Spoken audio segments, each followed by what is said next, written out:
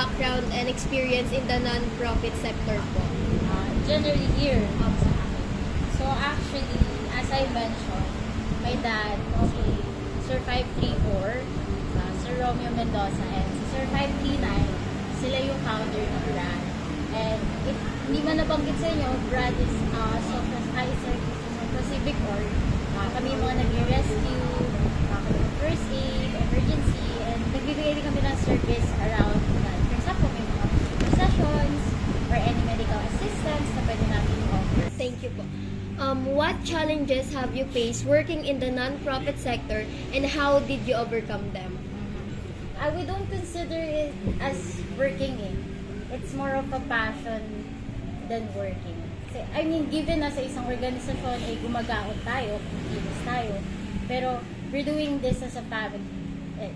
We're considering the whole community as a family. So, siguro yung pinaka-challenge namin is before we were only having our meetings sa mga bahay. Nung, kunyari, punta kami kala sa 39, dun mag-meeting sa amin, sa bahay namin.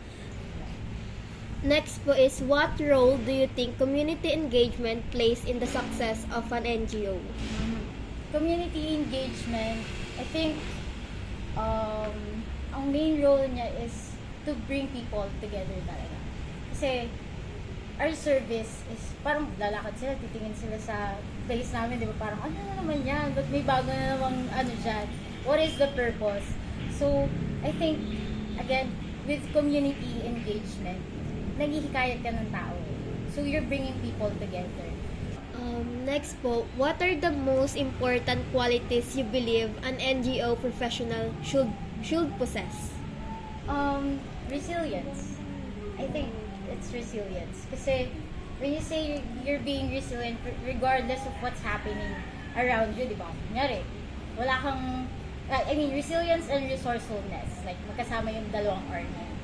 Kasi, what if, like, there's a lot of problem na pumunta sa inyo? Kunyari, wala to lahat. But we want to sustain this, di ba? So, we have to find other means para mag-continue. Thank you po. Next po is, how do you raise awareness about important causes and issues within the community? We do that with what we're about to do later. We encourage training for children. Another is, I usually engage in talks then. So, I've been invited to multiple schools para lang mag-talk. So, from that, I think we're spreading awareness na hindi lang 161 at Red Cross ang kayang mag-rescue. Even you guys, like sitting in front of me, if you're capable or if you're knowledgeable, kaya nyo mag-save ng buhay. For personal question po, how do you deal with burnout or emotional stress while working in challenging conditions? Ay, personal.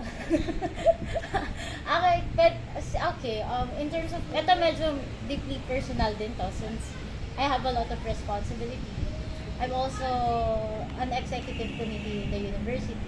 So, it's really, like burnout is part of my daily routine.